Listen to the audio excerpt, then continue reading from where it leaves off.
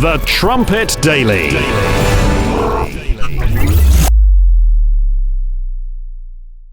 Hello everyone, welcome back to the Trumpet Daily. The U.S. State Department admitted yesterday that it intentionally deleted an 8-minute exchange between a Fox News journalist and then State Department spokeswoman Jen Psaki on a video that was posted in December of 2013. During the exchange, Psaki essentially admitted that the Obama administration had lied about having secret talks with Iran. The State Department's confession comes just weeks after Ben Rhodes, the president's top aide and speechwriter, bragged to the New York Times Magazine about manufacturing the narrative that they needed to garner support for the Iran deal. Part of the false narrative was that the White House only entered into negotiations with Iran after Hassan Rouhani became president in 2013. He was supposedly much more moderate than his predecessor. The truth is, the Obama White House started negotiating with Iran long before Ahmadinejad left office. And to garner support for the deal from Congress and from the American people, they manufactured a false narrative. To paraphrase Psaki, they had to lie in order to make progress on the deal. The end, in other words, justified the means. Now, we had much more to say on this story on the Trumpet Daily radio show, which is posted every day at thetrumpet.com. You can even stream the show live every day from the same website, if you like. Or if you want to download the podcast, you can also do that from the website or through iTunes. Another topic that we brought up on the program today, the radio program, was this story here: why Obama is Shinzo Abe's enabler. This is talking about President Obama's recent trip to Hiroshima and some of the things that he said while he was in Japan. And this article points out that President Obama's visit there is going to help remilitarize the world's wealthiest, most populist, pacifist country. And the article refers to Abe's legacy project, that he wants to remove language from Japan's constitution, which basically forbids the use of force to settle international disputes.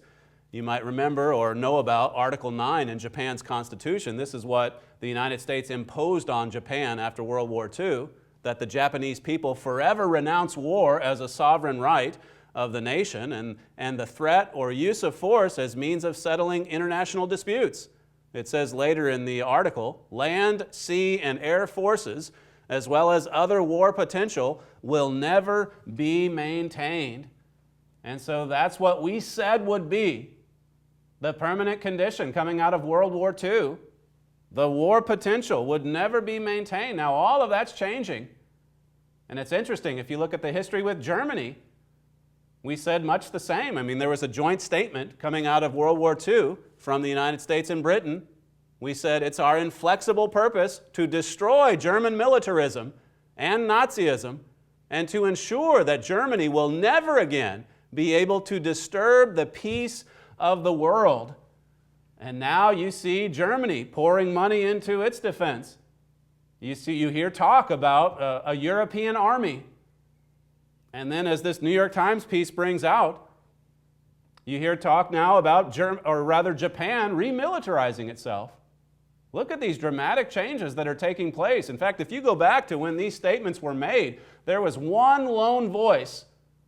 That was Herbert W. Armstrong, who was talking about Germany rising again, who was talking about the prophesied beast to come out of the heart of Europe. And here, look at these Axis powers. I mean, they were demolished in so many ways. They're at the end of World War II. And now, what a resurgence. An EU army, Japan remilitarizing itself, Japan's constitution being changed. One more story that we talked about on the radio show today. This from the Chicago Tribune about a 15-year-old boy that was shot dead in Chicago right at the end of May. And the total number of murders, homicides in Chicago just for the month of May, well, to quote from the article itself, it says Fabian, that was the victim, was the 66th and final homicide victim last month, the deadliest May in Chicago since 1995, when 75 were slain, according to official police department records.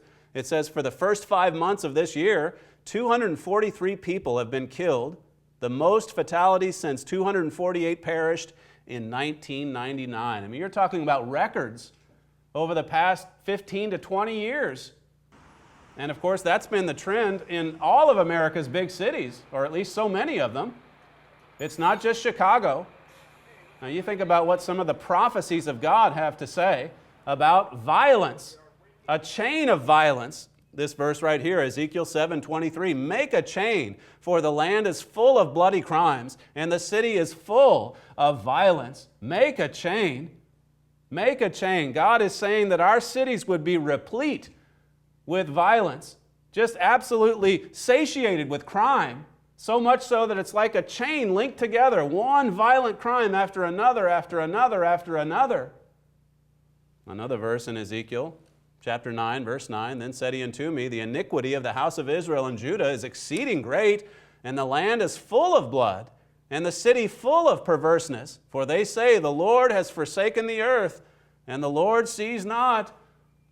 God is gone. He doesn't care. He's not interested in the affairs of men. And so we can carry on with our violent crimes. That's what so many think. That God is not concerned, or that God doesn't even exist. One final verse. It says, their feet run to evil, and they make haste to shed innocent blood. Their thoughts are thoughts of iniquity. Wasting and destruction are in their paths. That's what we're seeing in our society today. People who run to evil, cities that are full of violence and blood. As I said, this story and several others are topics that we brought up on today's Trumpet Daily radio show. If you'd like to become a regular listener, go visit thetrumpet.com, and at that website you can get the live stream of that program. It plays live in Oklahoma. That's our headquarters campus at 7 a.m. every single weekday morning. And here in the UK, where we have our Edstone offices, it plays live here at 1 p.m. in the afternoon. But as I said earlier, you can also get to those shows, the podcasts of those shows, at thetrumpet.com through iTunes, SoundCloud, and so on. There's many different ways that you can follow us. And if you happen to enjoy what you see on this particular video, be sure that you subscribe to our YouTube channel. Thank you for joining us, and we'll see you next time.